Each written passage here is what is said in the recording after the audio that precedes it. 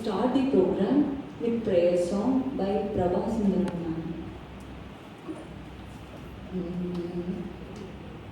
Sri Gananayaka Sharanam Sharanam Sri Gananayaka Sharanam Sharanam Siddhi Vinayaka Sharanam Sharanam Sri Gananayaka Sharanam Sharanam Shiva Umaymanani சிந்தையில் வருவாய் சிவ உமைபாலனி சிந்தையில் வருவாய் சின்மயானந்த ஆனந்தம் தருவாய் சிவ உமைபாலனி சிந்தையில் வருவாய் சின்மயானந்த ஆனந்தம் தருவாய் ஸ்ரீ சரணம் சரணம் மூஷிகவாகனம் மூலமந்திர முகுந்தனின் மருகனி மோதக பிரியனே கஜமுகவதனம் பங்கஜநயனம் கஜமுகவதனம் பங்கஜநயனம் பக்தர்களை காக்கும் பார்வதி பாலா பக்தர்களை காக்கும் பார்வதி பாலா ஸ்ரீ கணநாயகா சரணம் சரணம் சித்தி விநாயகா சரணம் சரணம் ஸ்ரீ கணநாயகா சரணம் சரணம் சரணம் சரணம் சரணம் சரணம்.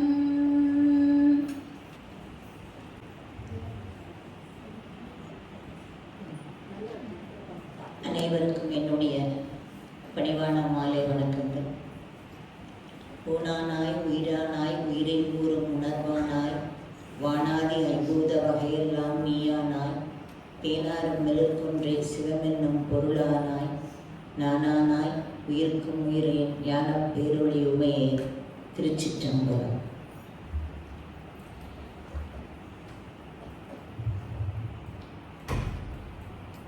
சிவபெருமானின் பஞ்ச சபைகள். அப்போ அந்த பஞ்ச சபைகள் எதுன்னு நமக்கு வகுத்து கொடுத்துருக்காங்க. பொற்சபை சிதம்பரம், வெள்ளிச்சபை மதுரை, ரத்தின சபை திருவாலங்காடு, தாமிர சபை திருநெல்வேலி, சித்திர சபை குற்றாலம். இந்த 5 சபைகளிலே நடந்த நிகழ்ச்சி, இறைவன் ஆடிய தாண்டவம், அதை பற்றிய சிந்தனை. நமக்கு முதல்ல பொற்சபை கனக சபைன்னு சொல்லுவாங்க. சிதம்பரத்தில் இறைவன் ஆடும் தாண்டவம் ஆனந்த தாண்டவம்.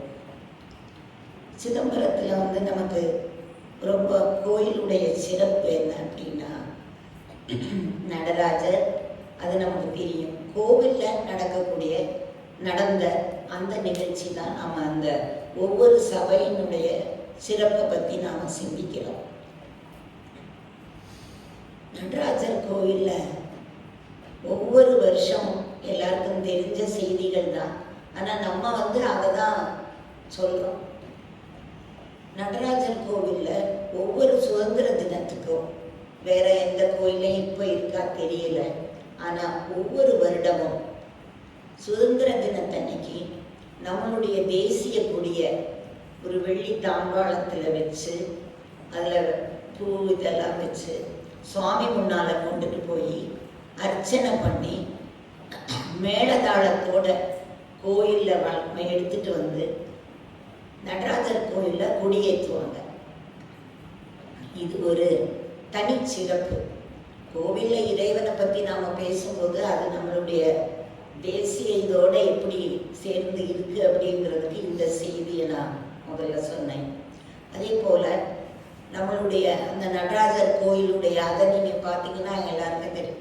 நம்ம அந்த மத்திய இதில் வருது அப்படின்னு சொல்லி அந்த ஆராய்ச்சியும் இருக்குது. அதில் எங்கே இருக்குது நடராஜர் கோவில்னா அது வந்து அந்த பூமத்திய ரேகையில் சென்டர் ஆஃப் த இதில் வருது அப்படின்னு சொல்லி அதுவும் நமக்கு சயின்டிஃபிக்காக சொல்லியிருக்காங்க, இதாக சொல்லியிருக்காங்க சாஸ்திரியத்தில்.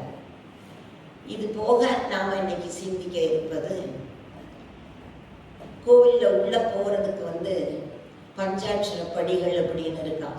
சிவாய நம அப்படிங்கிறதுக்காக அந்த 5 படிகள் ஏறி நாம் உள்ளே போகிறோம் அப்படிங்கிறது செய்தி. நாம் எல்லாரும் இன்னைக்கு வந்து ஒரு பிரதோஷமோ எதுவாக இருந்தாலும் சிவபுராணம் படிக்கிறோம், திருவாசகம் படிக்கிறோம். அப்போ இது அரங்கேறிய இடம் சிதம்பரம். அதனுடைய இதுதான் நாம் அங்கே இறைவன் ஆடிய தாண்டவம் பார்த்தோம். அங்கே இறைவன் ஆடுறது வந்து ஆனந்த தாண்டவம். அப்போ ஒரு ஆயில்ய நட்சத்திரத்தன்னைக்கு அந்த குறிப்பில் கொடுத்துருக்காங்க, அதனால அந்த நட்சத்திரத்தை சொல்கிறேன்.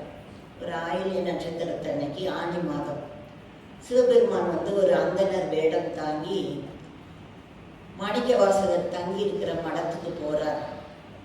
போய் அவர்கிட்ட போய் கேட்குறாராம், நீங்கள் ஏற்றிய அந்த திருவாசகத்தை நீங்கள் வந்து முழுதும் சொல்லுங்க, நான் வந்து ஓலைச்சுவடியில் எழுதிக்கலாம். ஏன்னா அதுதான் பிரமாணம். நமக்கு சிவபுராணத்தில் என்ன ஒரு பெரிய சிறப்பு அப்படின்னா மாணிக்கவாசகர் அது அதிலே வரும். அப்போ இவர் போய் அவர்கிட்ட கேட்குறாரு. அப்போ அதில் எவ்வளோ இருக்குது? 51 பதிகங்கள் இருக்குது திருவாசகத்தில். 658 பாடல்கள் இருக்குது. இன்றைக்கும் நீங்கள் மதுரை பக்கம்லாம், திருநெல்வேலி, மதுரை அங்கெல்லாம் திருவாசகம் முற்றும் ஓதுதல், அதை சேர்த்து சொல்லும்போது திருவாசகம் முற்றோதுதல் அப்படின்னு சொல்லுவாங்க. காலையில் ஆரம்பித்து மத்தியானம் ஒரு உணவு இடைவேளைக்கு அப்புறம் திருப்பி சொல்லி அச்சோபரிகத்தோடு முடிப்பாங்க. அந்த திருவாசகம் முழுவதும் பாராயணம் பண்ணுறது இன்றைக்கும் நடக்குது. கோயில்லையும் நடக்கும், நிலையப்பர் கோயில்லையும் அது நடக்கும், திருவாசகம் முற்றோதுதல் அப்படின்னு சொல்லி.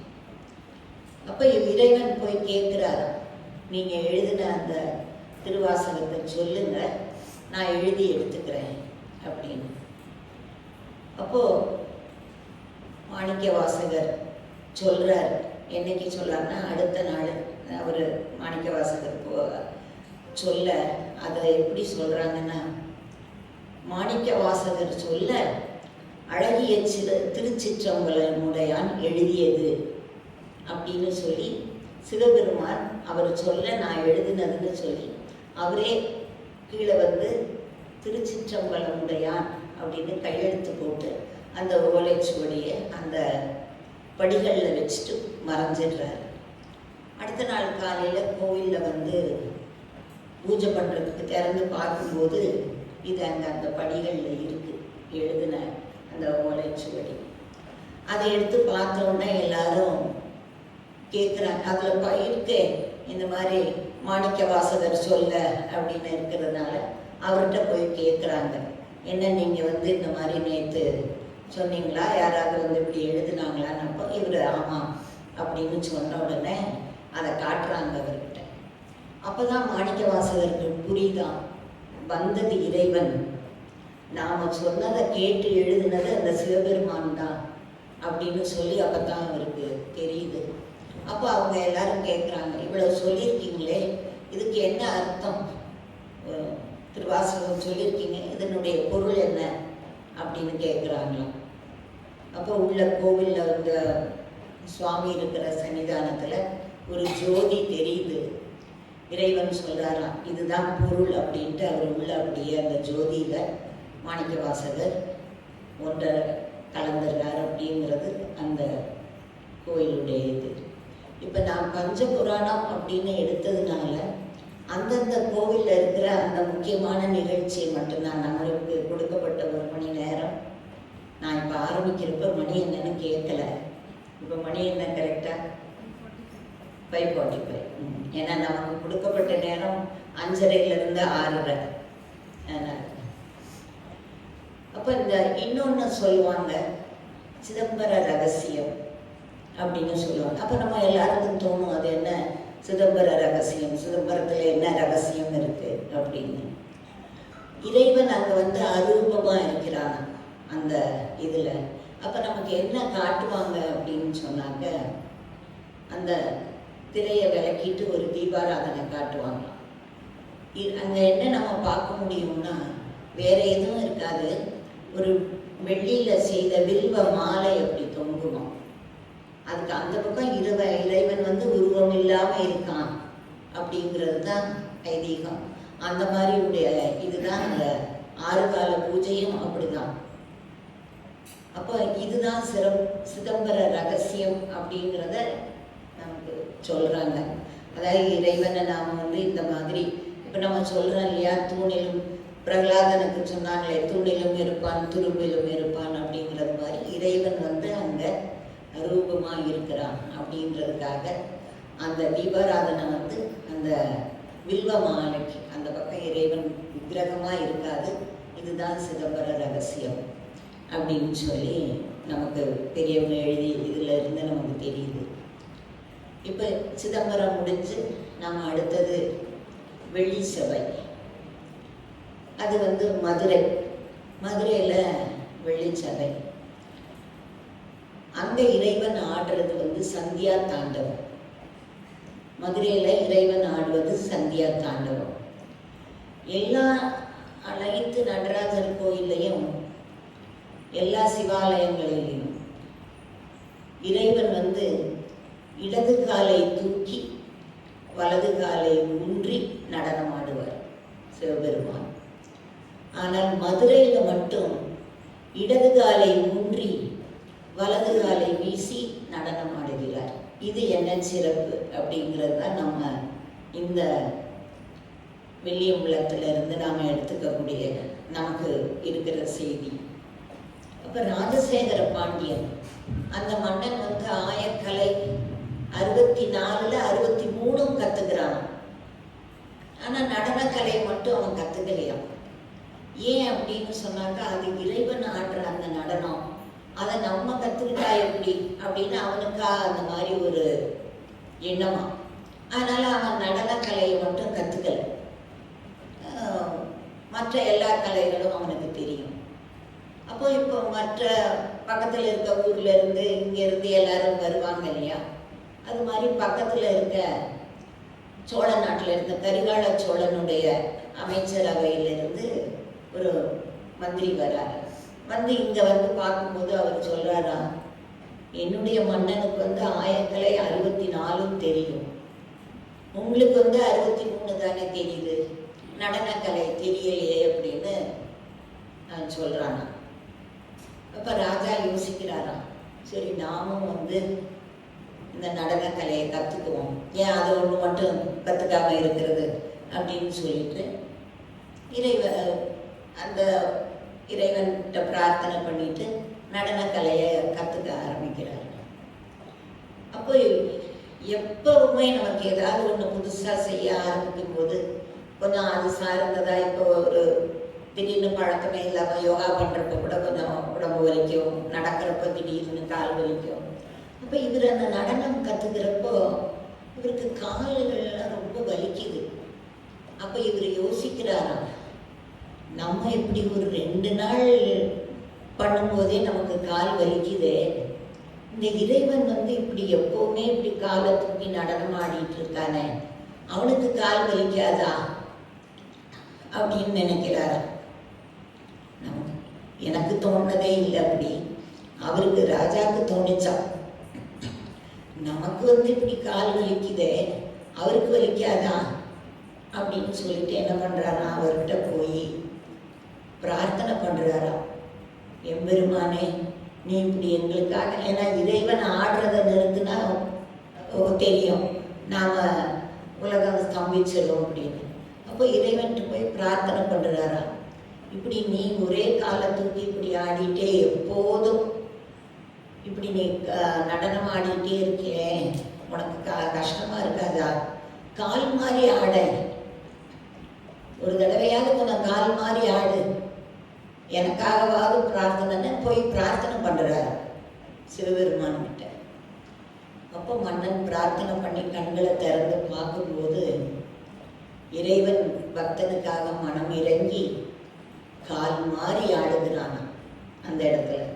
இந்த மாதிரி கால் மாறி ஆடக்கூடிய சிவபெருமானுடைய அந்த விக்கிரகத்தை நம்ம மதுரையில் வெள்ளியம்பலத்தில் நம்ம பார்க்கலாம். நடராஜர் கால் மாறி ஆடிய நடராஜரை நாம் அங்கே தரிசனம் பண்ண முடியும். இறைவனுக்காக இறைவன் அங்கே ஆடின அந்த திருநடனத்தை நாம் அங்கே வெள்ளி சபையில் பார்க்கலாம். அடுத்ததாக நாம் பார்க்க போகிற மதுரையில் இன்னும் நிறைய அற்புதங்கள் இருக்குது. அது மீனாட்சி அம்மனும் சொக்கநாதரும் நிகழ்த்திய அற்புதங்களில் வரும். நம்ம எடுத்திருக்கிறது பஞ்ச சபையில் இறைவன் ஆடிய நடனம் மட்டும். அந்த அதனால நான் இன்னும் மீனாட்சி அம்மன் கோயிலில் நடந்த அற்புதங்களுக்கு அது தனியாகவே ஒரு இது இருக்குது, மீனாட்சியின் அருள் அப்படின்னு சொல்லி. அதனால் அதை நான் இங்கே சொல்லலை. இன்னும் நிறைய இருக்கு. அதே போல் சிதம்பரத்திலிருந்து சொல்கிறதுக்கும் இன்னும் நிறைய நமக்கு தெய்வீக செய்திகள் இருக்குது. இதுக்கு அடுத்தது நாம் பார்க்குறது ரத்தின சபை. ரத்தின சபை திருவாலங்காடு. திருவாலங்காடுன்னு சொன்ன உடனே எல்லாருக்கும் நினைவுக்கு வர்றது காரைக்கால் அம்மையார். காரைக்கால் அம்மையார் தான் 63 நாயன்மார்களில் பார்த்தீங்கன்னா எல்லாருக்கும் ஒவ்வொரு பேர். அம்மை என்று இறைவனால் அழைக்கப்பட்டவர் காரைக்கால் அம்மையார்.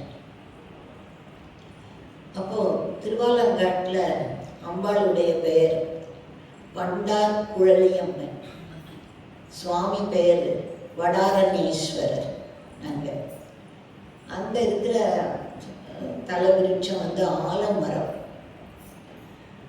அங்கே இந்த நடனக்கலையில் தேர்ச்சி பெறணும். அந்த மாதிரி முதல்ல இப்போ எப்படி சங்கீதத்துக்கு எல்லாரும் திருவையாறு போகிறாங்க, தியாகராஜர் உற்சவம் நடக்குது, இதெல்லாம் இருக்கோ அதே மாதிரி நடனக்கலையில் குழந்தைகள் இது பண்ணும்போது திருவாலங்காட்டுக்கு போய் பிரார்த்தனை பண்ணுறவங்க இருக்காங்கன்னு சொல்கிறாங்க. ஏன்னா அங்கே தான் சிவபெருமான் காளியும் அவருக்கும் நடன போட்டி நடந்ததுனால அங்கே போவாங்க அப்படின்னு திருவாலங்காடை பற்றி ஒரு செய்தி. அந்த இறைவன் ஆடுவது ஊர்த்துவ தாண்டவம். திருவாலங்காட்டில் சிவபெருமான் ஆடுவது ஊர்த்துவ தாண்டவம். அப்போ அதுக்கு ஒரு வரலாறு இருக்குது. அங்கே இது எப்படி நிகழ்ந்தது அப்படிங்கிறது. கம்பன் நிசும்பன் அப்படின்னு 2 அசுரர்கள் இருக்கிறாங்க. அவங்க சிவபெருமான் கிட்ட அவங்க எப்பவுமே இந்த தவம் இருந்து அசுரர்கள் வரம் வாங்கும்போது அது அவங்க வாங்குற வரம் வேற யாராலையும் செய்ய முடியாதது, அந்த மாதிரி கஷ்டமா அப்படிதான் வரம் வாங்குறதாக வரும். அப்போ இவங்க தவம் இருந்து வரம் கேட்குறாங்க. என்ன வரம் கேட்குறாங்க அப்படின்னா, அவங்க உடல்ல இருந்து விழக்கூடிய ஒவ்வொரு துளி இரத்தத்திலிருந்தும் ஒரு அசுரன் தோன்றணுமா அப்படின்னு சொல்லி அவங்க வரம் கேட்குறாங்க.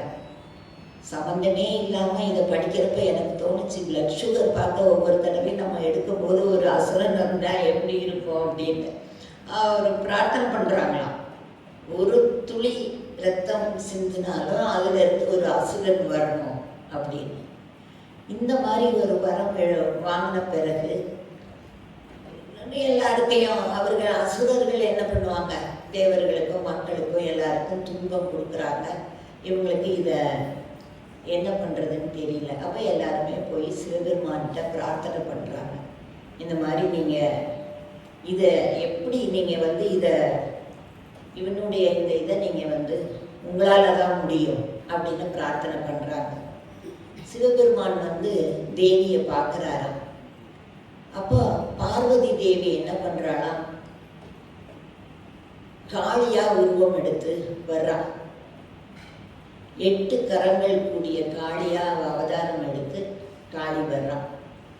அப்போ காளி திருவாலங்காட்டில் போரிடுறான்.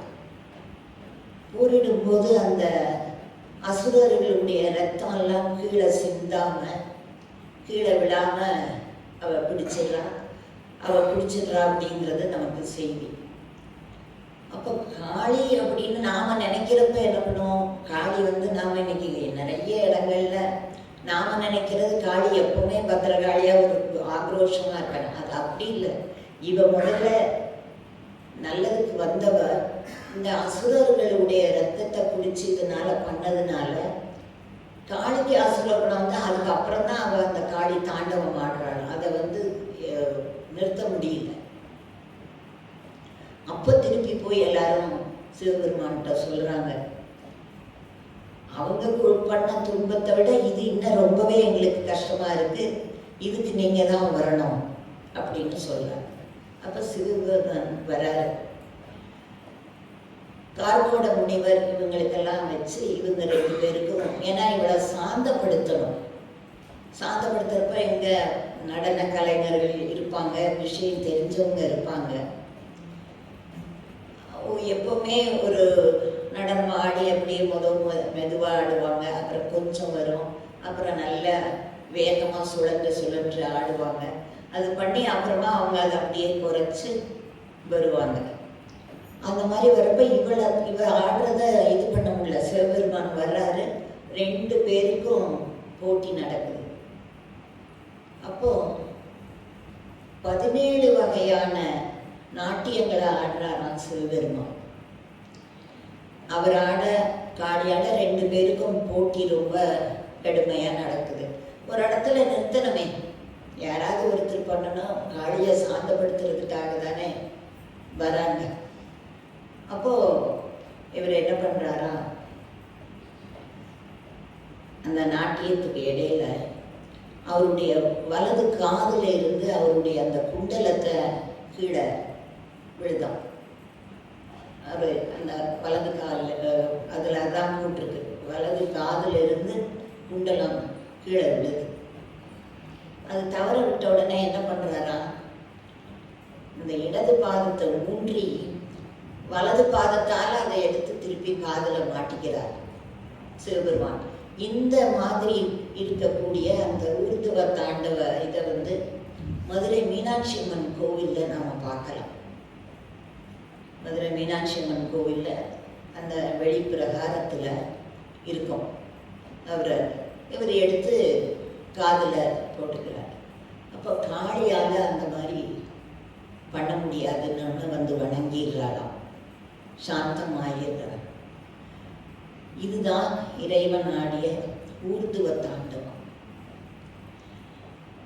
காளி வந்து இது பண்ணோன்னே அந்த திருவாலங்காட்டில் என்ன ஒரு ரொம்ப விசேஷமான விஷயம்னா, இங்குதான் இறைவனால் அம்மையேன்னு அழைக்கப்பட்ட திரு காரைக்கால் அம்மையார் வந்து தவம் இருந்து சிவபெருமானுடைய திருவடி கீழே இருக்கிறது மாதிரிதான் அங்கே திருவாலங்காட்டில் ஒரு சிறப்பாம். அப்போ என்ன காரைக்கால் அம்மையாருடைய பிரார்த்தனை அப்படின்னு ஒன்று இருக்குது. இந்த ஊர்துவ தாண்டவத்தினுடைய இது மதுரையில் நான் சொன்ன அந்த சிற்பத்துக்கு கீழே காரைக்கால் அம்மையார் உட்கார்ந்து இருக்கிறதும் இருக்கும். அவங்களுடைய பாடலுக்கு தகுந்தது போல அங்கே அந்த சிற்பம் இருக்கும், நம்ம பார்க்கலாம். என்ன அப்படின்னா, காரைக்கால் அம்மையார் சரித்திரத்தை கொஞ்சம் இதை தொட்டாதான் நம்ம ஏன் அவங்க அங்கே அப்படி இருக்கிறாங்க, அந்த பாடலுடைய பொருள் நம்ம கொஞ்சம் புரிஞ்சுக்கிறதுக்காக நான் அதையும் சொல்கிறேன். காரைக்கால் அம்மையாருடைய வாழ்க்கையில் அவங்களுடைய திருமணம் நிச்சயிக்கப்பட்ட இவங்களோட நடக்கலை. அப்போ இவங்க என்ன பண்ணுறாங்க, எனக்கு பேய் உருவம் கேட்குறாங்க. இறைவன்கிட்ட பிரார்த்தனை பண்ணி எனக்கு வந்து எலும்பும் தோலுமா என்னுடைய இந்த அழகிய உருவத்தை நீ மாற்றிடு அப்படின்னு சொல்லி பேய் உருவம் வாங்கிக்கிறாங்க. அப்போ வாங்கிட்டு இவங்க கைலாயம் போகிறாங்க. அப்போ சிவபெருமான் சொல்கிறாராம், திருவாலங்காட்டிலேயே நான் வந்து உங்களுக்கு முக்தி தரேன் அப்படின்னோடனே அம்மாய் வந்து இறைவன் இருக்க இடத்துக்கு கைலாயத்துக்கு எப்படி போனோன்னா தலையால் நடந்து போவாங்களாம், காலால் நடந்து போகக்கூடாது அப்படின்னு தலையால் நடந்து போவாங்களாம். அப்போ பார்வதி தேவி கேட்பாளாம், இது யார் வர்றா இப்படி அப்படின்னு. சிவபெருமான் சொல்லுவாராம், நம் அம்மை வருகிறாள் அப்படின்னு சொல்லுவாராம், நம் அம்மை வருகிறாள் அப்படின்னு. அப்போ சிவபெருமான் காரைக்கால் அம்மையாரை தன்னுடைய அம்மையாக ஏற்றுக்கொண்ட அந்த இது வந்து நாம் பார்க்கலாம். அப்போ காரைக்கால் அம்மையார் வந்து ஒரு பிரார்த்தனை வைக்கிறாங்க. என்ன பிரார்த்தனை? இறைவன்கிட்ட என்ன மாதிரி பிரார்த்தனை வைக்கிறாங்கன்னா, இரவாத இன்பம் அன்பு வேண்டி பின் வேண்டுகிறார். ஒரு பிரார்த்தனை வைக்கிறார். பிறவாமை வேண்டும், மீண்டும் பிறப்புண்டே, உன்னை என்றும் மறவாமை வேண்டும். இன்னும் வேண்டும், நான் மகிழ்ந்து பாடி அறவா நீ ஆடும்போது உன் அடியின் கீழ் இருக்க. நீ ஆடணும், அதை நான் கீழே உட்காந்து அடியின் கீழ் இருந்து பார்க்கணும் அப்படின்னு காரைக்கால் அம்மையார் வந்து பிரார்த்தனை பண்ணுறாங்க.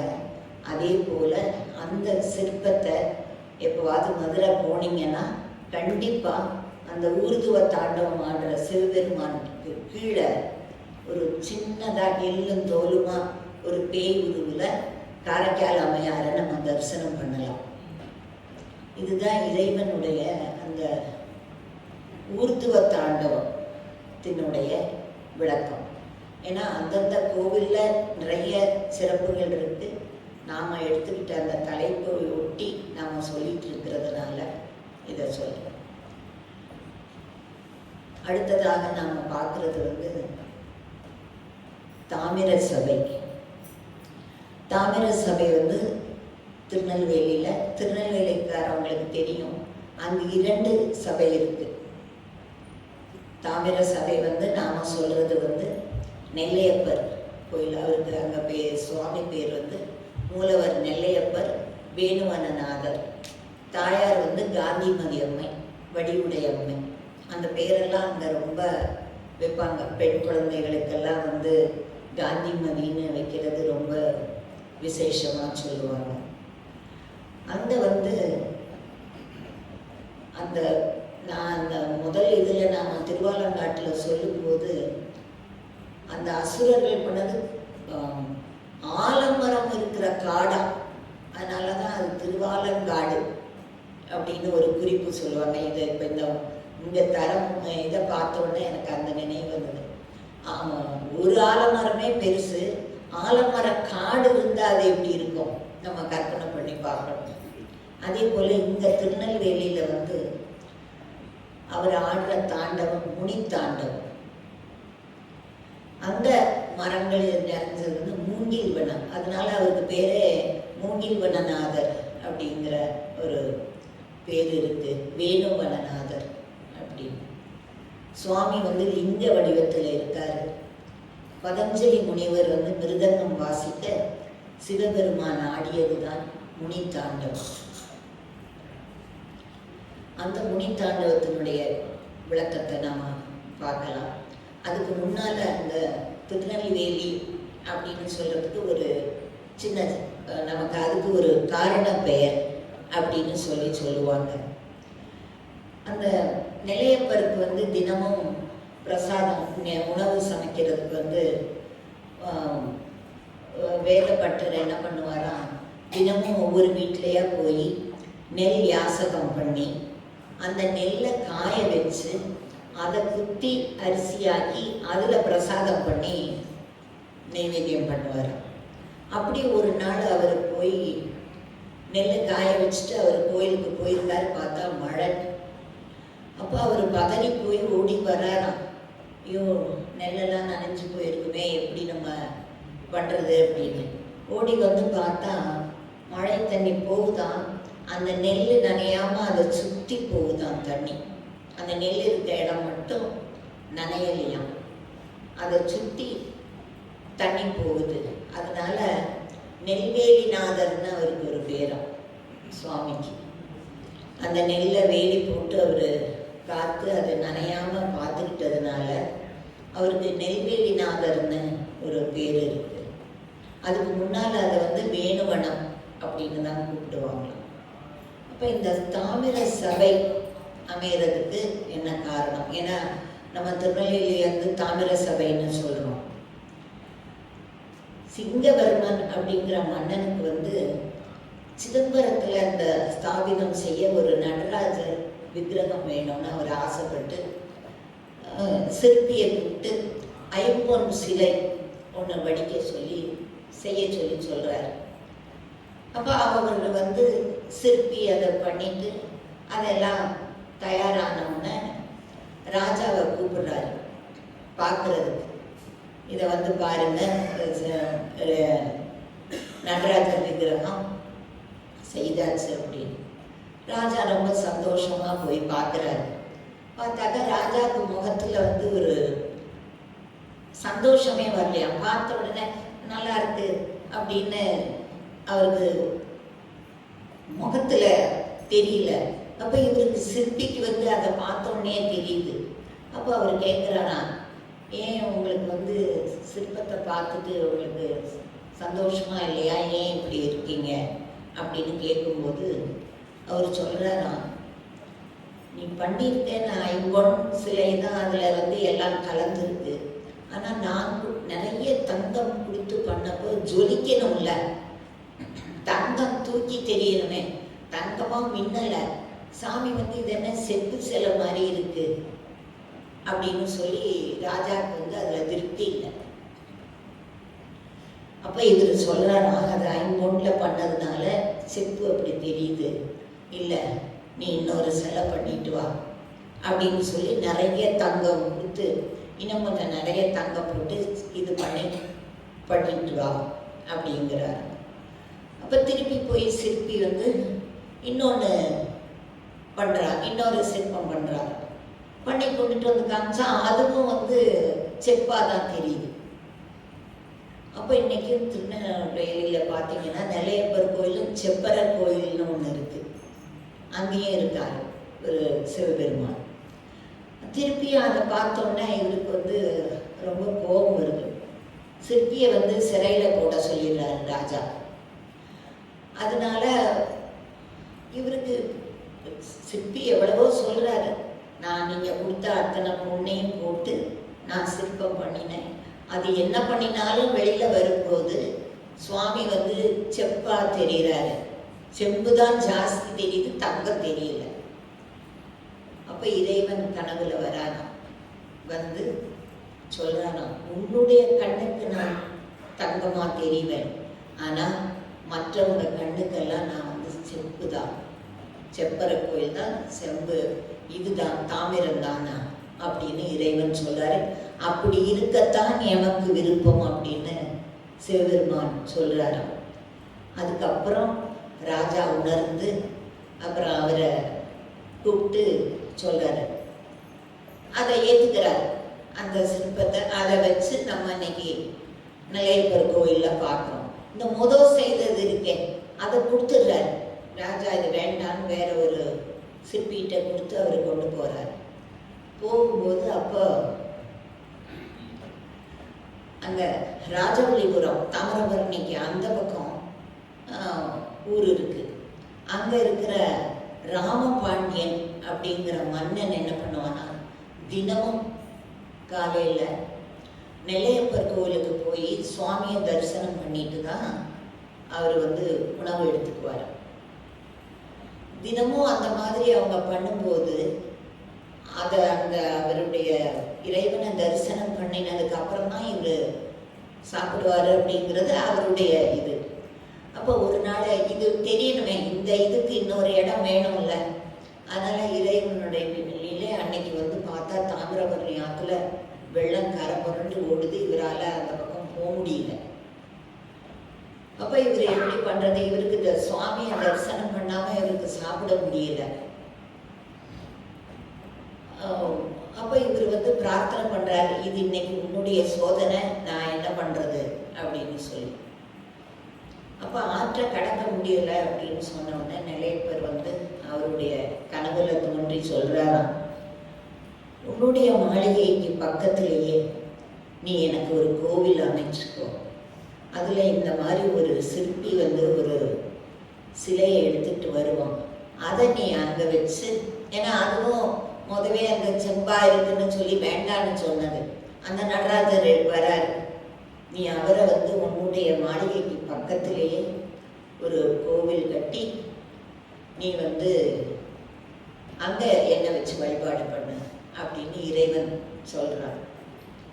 அப்போ இவர் ராஜாவுக்கு வந்து அது அங்கே ஒரு கோவில் கட்டி, இன்னைக்கும் திருநெல்வேலியில் சொல்லுவாங்க நெல்லையப்பர் கோயிலும் தாமிர சபை, ஆனால் செப்பறை கோயில் அப்படின்னு சொல்லி இந்த விக்கிரகம் வச்ச ஒரு கோயில் ராஜவள்ளிபுரத்தில் இருக்குது.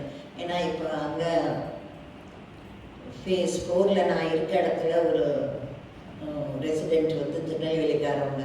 அப்புறம் அவங்ககிட்ட போய் நான் இதெல்லாம் நீங்கள் போய் பார்த்துருக்கீங்களா, இதெல்லாம் எனக்கும் இருக்குது சொல்கிறாங்க அப்படின்னப்ப, ஆமாம் செப்பறை கோயில் தனியாக இருக்குது, அதையும் போய் தரிசனம் பண்ணுவோம் அப்படின்னு சொல்லிட்டு எங்கள் மருமகனும் திருநெல்வேலிக்காரவங்க அவங்கள்ட்ட கேட்டு சொன்னபோது எனக்கு அவ்வளோ உறுதி ஆகலை. சரி அவங்கள விட இன்னும் ஒரு பெரியவங்ககிட்ட போய் நம்ம கேட்டுட்டு, ஏன்னா நாம் ஒரு இடத்துல நமக்கு செய்தி, நாம் பெரியவங்க சித்தாந்த வகுப்பில் இதிலெல்லாம் நமக்கு சொல்லிக் கொடுக்குற செய்தி தான் நாம் சொல்கிறோம். ஆனால் அது உண்மையாக அந்த மாதிரி இருக்கா செப்பறை கோயில் அப்படி இருக்குது. அந்த ராஜவள்ளிபுரத்தில் நிறைய பேருக்கு தெரியும். அதை போய் பண்ணி அப்புறம் இறைவன் அங்கே ஒரு செப்பறை கோயில் அமைச்சு ராஜா ரொம்ப கஷ்டப்படாமல் அந்த மாதிரி போய் வணங்குறதுக்கு இறைவன் அவருடைய மாளிகைக்கு பக்கத்திலேயே வராங்க. நான் தான் வந்தோடனே நான் நேற்று அங்கேயும் போரில் பேசினப்போ எல்லாரும் பஞ்ச சபையவே என்ன எல்லாரும் பண்ணி கொண்டுட்டு வந்து வச்சு, அப்போ நான் நினச்சேன் நான் வர்றதுக்கு முன்னால் நடராஜர் வந்து இருக்காரு, இதுதான் இறைவன் காத்திருப்பான் நான் பக்தன் வந்து தன்னை பார்க்கணும் அப்படின்னு. எனக்கு அதை பார்க்குறப்போ அப்படிதான் தோணுச்சு. நாம இப்போதான் ஏதோ அவனை பற்றி சொல்ல போகிறோம், ஆனால் அதுக்கு முன்னாலேயே நடராஜர் வந்து அவருடைய தாண்டவத்தோடு அங்கே இருக்காரு. அதுவே பார்க்குறதுக்கு எனக்கு ரொம்ப சந்தோஷமாக இருந்தது. இந்த இறைவனுடைய நடனத்தை பார்த்து சாப்பிட்றது, நமக்கு வந்து உணவு எடுத்துக்கொள்கிறது வந்து பதஞ்சலி முனிவரும் யாத்திரபாதருக்கும் அந்த மாதிரி ஒரு பிரார்த்தனை உண்டா எங்க சிதம்பரத்தில். அவங்களும் இறைவனுடைய அந்த தாண்டவத்தை பார்த்த பிறகுதான் அவங்க 2 பேரும் உணவு உட்கொள்வாங்களாம். மதுரையில் மட்டும் இறைவனை 2 பாதத்தையும் வச்சு நடனம் ஆடினதுக்கு காரணம் இவங்களும் ஒருத்தரா. மீனாட்சி திருக்கல்யாணத்துக்கு இவங்க 2 பேரும் போயிருக்கும் போது இறைவனுடைய தாண்டவத்தை பார்த்துட்டு தானே சாப்பிடுவாங்க. அப்போ ஒரு இறைவன் ஆடி காட்டுறாரு அப்படிங்கிற ஒரு குறிப்புன்னு சொல்லுவாங்க நமக்கு. அப்போ அதே போல இந்த மன்னனுக்காக அங்கே இன்னொரு செப்பறை கோயில் இருக்குது ராஜவள்ளிபுரத்தில் அப்படின்னு. இறுதியாக நாம் பார்க்குறது வந்து சித்திர சபை. சித்திர சபை வந்து குற்றாலத்தில் இருக்கு. இங்கு இறைவன் ஆடுறது வந்து திரிபுர தாண்டவம். திரிகூடமலைக்கு திருமாலெல்லாம் வர்றப்ப பிரம்மாவும் தேவர்களுக்காக இறைவன் ஆடுற தாண்டவம் திரிபுர தாண்டவம். அப்போ தரிசனம் வந்து இறைவன் கொடுக்குறாரு. சித்திர சபை எப்படின்னா மூலிகைகளால் வரையப்பட்டதா. அங்கே வந்து சிற்பங்கள் எதுவும் இல்லை. இறைவன் நடனம் ஆட ஆட அதை வந்து மூலிகைகளால் செய்தது. சித்திர சபை எங்கே இருக்குன்னா குற்றாலநாதர் கோயிலுக்கு கொஞ்சம் வடக்கு பகுதியில் ஐந்தருவிக்கு செல்லும் வழியில் இருக்கா இந்த கோவில் சித்திர சபை. மார்கழி மாதம் திருவாதிரை அந்த திருவிழா போது பார்த்தாக்கா இந்த ஆடி ஆடி கொண்டுட்டு வருவாங்களாம் இறைவனை. இந்த ஜுவலா மாதிரி ஆடி அவர் அந்த நடனம் ஆடுறது மாதிரி வச்சு இறைவனை கொண்டுட்டு வர்றது ரொம்ப சிறப்பு. சித்திர சபையில தான் பஞ்சபூதங்களும் அடங்கி இருக்கு அப்படிங்கிற அந்த ஒரு ஓவியங்கள்லாம் அங்கே இருக்கிறதுனால இருக்கு. இறைவன் நடனம் ஆட ஆட பிரம்மதேவன் இவங்கெல்லாம் பார்க்கறதுக்கு அந்த ரூபங்களை சுவரில் எழுதி வச்சாராம். அப்போ அப்படி நாம் பார்க்கும்போது இதுக்கு வந்து ஒரு சின்ன விளக்கம். அந்த திரிபுர தாண்டவம்னா என்ன? இப்போ நாம் சொல்கிறோம் இறைவன் திரிபுர தாண்டவம் ஆடுறான் அப்படின்னு. அப்போ அந்த திரிபுரமும் எரித்தது அப்போ இதெல்லாம் சொல்கிறோம். அந்த அங்கே இருக்கிற அந்த ஓவியங்கள் எல்லாம் 600 ஆண்டுகளுக்கு முன்னால் எழுதப்பட்டதா. அது வந்து கோவில் எங்கே சித்திர சபை எப்படி இருக்குன்னா பிரமிடு மாதிரி எப்படி இருக்குமா. கோயில் வடிவமைக்கப்பட்டிருக்குமா. நான் பார்த்ததில்லை. பிரமிடு மாதிரி வடிவமைக்கப்பட்டதுன்னு நமக்கு சொல்கிறாங்க. அதுலேயும் தாமிரம் கலந்த தகிடுகள் இருக்குமா. அதனால் அது ரொம்ப ஒரு கோவில் உள்ளே போகிறதுக்கே இதாக இருக்கும். அவ்வளவு சித்திரங்கள் உள்ளே இருக்குது. இந்த சிவபெருமான் ஆடுற இந்த தாண்டவம் எப்போ நடக்கும்னா நவராத்திரியில் 3வது நாள். நவராத்திரியில் 3வது நாள் இந்த நிகழ்ச்சி அங்கே செய்து காட்டுவாங்களாம். இறைவன் ஆடி வர்றதை கோவில் திருவிழாவில் செய்வாங்க. அப்போ திரிபுர தாண்டவம் அப்படின்னா நெற்றிக்கண். இந்த தாண்டவம் முதல் விழி தாண்டவம் அப்படின்னு சொல்லுவாங்க. அப்போ நெற்றிக்கண் தான் முதல் விழி அப்படின்னா. அப்போ இறைவன் நெற்றிக்கண்ணால் திரிபுரம் எரிச்சான் அப்படின்னு சொல்கிறோமே, அப்படின்னா என்ன? அப்போ அந்த திரிபுரம் எரிச்சது திரிபுர தானே, அப்படின்னா அது என்ன அப்படிங்கிறதுக்கு ஒரு கதை, இது செய்தி நமக்கு கதை இருக்கு. அந்த திரிபுர தாண்டவம் யார் அமைச்சது அப்படின்னு சொன்னாக்க, இதுவும் 3 நகரங்கள் அந்த திரிபுரத்தை பண்றது. என்ன 3 நகரம், எதால செய்யப்பட்டது? இது பறக்கும் மேலே சுற்றிட்டு இருக்க. இப்போ நம்ம நிறைய செய்திகள் எல்லாம் படிக்கிறோம், என்னென்ன போகுது, கோள்கள் இருக்கு, இதெல்லாம் பார்க்குறோம். அப்போ அது அசுரர் குல கலைஞன் மயன் நிறுவியதாம். அப்போ தாரகாசுரனுடைய புதல்வர்கள் 3 பேர். அவங்க 3 பேரும் தவம் இருந்து இறைவன் கிட்ட பிரம்மா கிட்ட வரம் வாங்குறாங்க. என்ன, அவங்க அந்த வரம் வாங்கும்போது முனிவர்களுக்கு எப்பவுமே அவங்களுக்கு கஷ்டம் இதுதான். ஆனால் இவங்க வாங்குறது என்னது? வெள்ளி, தங்கம், இரும்பு, இது 3ஆல் ஆகிற லோகம். இவங்க 3 பேருக்கு கொடுத்துடுறாரு இந்த தவத்தின் பயணம். அந்த 3 லோகங்களை வச்சுட்டு இவங்க 3 பேரும் ரொம்ப கஷ்டம் கொடுக்குறாங்க. அப்போ இதை மாற்றணுமே. அப்போ இந்த 3ஐ எப்படி வதம் பண்ணுறது அப்படின்னா, பல வருடங்களுக்கு அப்புறம் ஒரு 1000 வருஷத்துக்கு ஒரு முறை தான் இது 3ம் ஒரே கோட்டில் வருமா. இதை அழிக்கணும்னா 3ஐயும் ஒன்றா அழிச்சாதான் முடியும். அப்போ இந்த 3 எப்படி வரும்? இன்னைக்கு நிறைய நம்ம பார்க்குறோம்ல, இந்த 3ம் சுற்றி வரும்போது இந்த நேர்கோட்டில் வருது. எவ்வளோ செய்திகள் இன்னைக்கு நாம் அந்த மாதிரி படிக்கிறோம். அதனால இது இப்படி நடக்குது அப்படின்னு. அப்போ இது எப்படின்னா, இந்த 3ம் ஒன்றா வரணும். ஒன்றா வரும்போது தான் சிவபெருமானால் அதை வதம் பண்ண முடியும். அதுதான் அந்த திரிபுரம். இந்த திரிபுரமும் எரிக்கணும். அது அவர் இப்படி பண்ண முடியாது. அவருடைய நெற்றிக்கண்ணால் தான் அதை எரிக்க முடியும், சாம்பலாக ஆக்க முடியும். அப்போ இந்த 3ம் வரக்கூடிய அந்த நாளுக்காக காத்திருக்காராம் சிவபெருமான். அந்த 3ம் ஒன்றாக இணைகிற அந்த நேரத்தில் அவர் அந்த திரிபுரத்தையும் எரித்து அந்த தாண்டவம் ஆனந்த தாண்டவமாக, அதாவது திரிபுரத்தை எரித்ததனுடைய அந்த மகிழ்ச்சியில் ஆடக்கூடியது தான் அந்த கடைசியில் அவர் ஆடுற அந்த தாண்டவம். அது முடித்து அவருங்க அதுக்கு நன்மை செய்ததாக நமக்கு அதுதான் அந்த கடைசியில் நாம் பார்க்கக்கூடிய அந்த தாண்டவத்தினுடைய செய்தி. இதை இப்போ நாம் எல்லாமே ஒரு ஓவிய வடிவமாக, நடனக்கலையாக எல்லாம் எப்படி இருக்குது அப்படிங்கிறத பார்த்தோம். இது ஒரு சின்ன முயற்சி தான். ஏன்னா சிவனை பற்றி பல செய்திகள் இருக்குது. நாயன்மார்கள் சரித்திரம் இருக்குது. மதுரையில் நடந்த திருவிளையாடல் புராணம் தனியாக இருக்குது. அதில் நடந்த சரித்திரம் எல்லாமே மதுரையில் நடந்தது.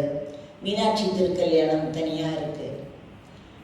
பஞ்சசபை அப்படிங்கிறது இந்த பஞ்சசபைகளில் நடந்த விஷயங்களை பேசுறது மட்டும்தான். அதனால தான் நான் அந்த குறிப்பிலிருந்து வேறு செய்தியாக நான் வெளியில் எடுக்காமல் அதோடு நான் அதை மட்டும் நாம் சொல்லி பார்க்குறோம். கடைசியாக இறைவனுடைய ஒரு பிரார்த்தனை பாடல் ஒன்று வைக்கிறாரு. அதோடு நான் நிறைவு செய்யலாம்னு இருக்கேன்.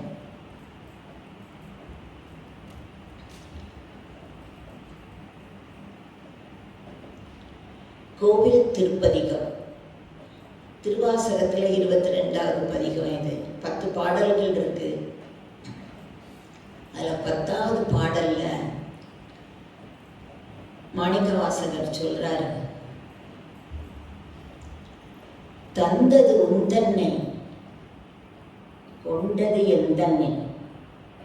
தந்தது உந்தன்னை கொண்டது எந்தன்னை. சங்கரா ஆர்கொலோ சதுரர். இதுல யாரு கெட்டிக்காரன்? இப்ப நாம சொல்லுவோம்ல, இந்த பண்டமாற்றோ சில நேரங்கள்ல நாம போய் ஏதாவது ஒரு பொருள் வாங்குவோம். வாங்கும்போது நிறைய நேரம் நினைப்போம், இதுக்கு இந்த விலையே இல்லை என்னமோ சொல்லி. ஒன்று நான் ஏமாந்துட்டேன்னு சொல்லுவோம், இல்லைன்னா அவன் ஏமாத்திட்டான்னு சொல்லுவோம். இது விலை பெறாது, இந்த இவ்வளவுக்கு இது ஒன்றும் விலை பெறாது. இல்லை ஒரு புடவையே இப்போ நம்ம இப்போ இனிமேல் நமக்கு இப்போ நகை இதெல்லாம் விட புடவையே சொல்லலாமே. நாம் என்ன சொல்லுவோம், இது அவ்வளோ விலை பெறாது, சரி வாங்கிட்டேன் அப்படின்னு நம்ம சொல்லுவோம். இவர் கேட்குறாங்க, தந்தது உந்தன்னை கொண்டதோ எந்தன்னை. கொண்டதோ இல்லை, கொண்டது எந்தன்னை. சங்கரா ஆர்கொலோ சதுரர். இதுல யாரு வெட்டிக்காரன்? அது அடுத்தது சொல்றாரு, அதுக்கு காரணம் கேட்டதுக்கு. அந்தம் ஒன்றில்லா ஆனந்தம் பெற்றேன். நீ உன்னை தந்ததுனால நான் பெற்றது என்னது? அந்தம் ஒன்றில்லா ஆனந்தம் பெற்றேன். யாது நீ பெற்றது ஒன்று என்பார். என்னை கொண்டு உனக்கு ஏதாவது ஒரு நன்மை இருக்காப்பா கேட்கிறாரா இறைவன்கிட்ட. நான் அந்தமில்லா ஆனந்தம் பெற்றேன். யாது நீ பெற்றது ஒன்று என்பால். சிந்தையே கோயில் கொண்ட எம்பெருமான் திருப்பெருந்துறை உரை சிவனே எந்தையே ஈசா உடலிடம் கொண்டார். இப்ப ஏன்னா இறைவன் உள்ள உட்காரலையானா நமக்கு அந்த சிந்தனை வராதே. நாம நிறைய நேரம் சொல்றோம் நான் பண்ணேன் அப்படின்னு. ஆனா அதுக்கு அவன் உள்ள இருக்கணும், இல்லைன்னா நம்ம வேற ஏதோ. அவன் இருக்கணுமே, அவன் இருந்தாதான் முடியும். அப்ப இவரு சொல்றாரு, சிந்தையே கோயில் கொண்டார், எந்த ஈசா உடலிடம் கொண்டார். நீ என் உடம்புல இடம் பிடிச்சுக்கிட்ட. யான் இதற்கு இளநோய் கருப்பாரே. யான் இதற்கு இளன் ஒரு கைமாறு. நான் இதுக்கு என்ன கைமாறு பண்ண முடியும்? ஏன்னா இந்த பண்டமாற்றுல சொல்றாரு, சமத்து அவர் மறைமுகமா சொல்றது, நீ ஏமாந்துட்ட என்ன கொண்டு அப்படிங்கிறது தான் அவருடைய இது. நான் ஒண்ணுக்கு பெற மாட்டேன், என்னை கொண்டு என்ன ஒரு பிரயோஜனம் உனக்கு? ஒரு பிரயோஜனமும் இல்லை. ஆனா நான் உன் பக்தன்னு நீ என்னை வச்சுக்கிட்டு இருக்க, ஏத்துக்கிட்டு இருக்க அப்படின்னு இறைவனை பார்த்து இவர் கும்பிடுறாராம். அந்த பாடல் தான் நான் நமக்கு எனக்கும் நினைச்சுக்கிட்டேன். தந்தது உந்தன்னை கொண்டது எந்தன்னை. சங்கரா ஆர்கொலோ சதுரர். அந்தம் ஒன்றில்லா ஆனந்தம் பெற்றேன். யாது நீ பெற்றது ஒன்று என்பார். சிந்தையே கோயில் கொண்ட எம்பெருமான் திருப்பெருந்துறை உரை சிவனே எந்தையே ஈசா உடலிடம் கொண்டார். யானிதற்கிலன் ஒரு கைமாறே. ஏன் திருப்பெருந்துறை உரை சிவனேன்னு சொல்றாரு அப்படின்னாக்க, மாணிக்கவாசகரை திருப்பெருந்துறையில ஒரு குருந்த மரத்தடியில தான் அவரு தடுத்து ஆட்கொள்றார் சிவபெருமான். அதனால அதை சொல்றாராம், திருப்பெருந்துறை உரை சிவனே அப்படின்னு சொல்லி, எந்தையே ஈசா உடலிடம் கொண்டார், யானதற்கிலன் ஒரு கைமாறே. அதே தான் நானும் சொல்லி நிறைவு செய்கிறேன். நீங்கள் எல்லாரும் வந்திருந்து ஆதரவு கொடுத்து கேட்டதற்கு மிக்க நன்றி. வணக்கம். சிவனை பற்றி பேசுகிறோம், அதுதான் நமக்கு கிடைச்சிருக்கிற அருள்.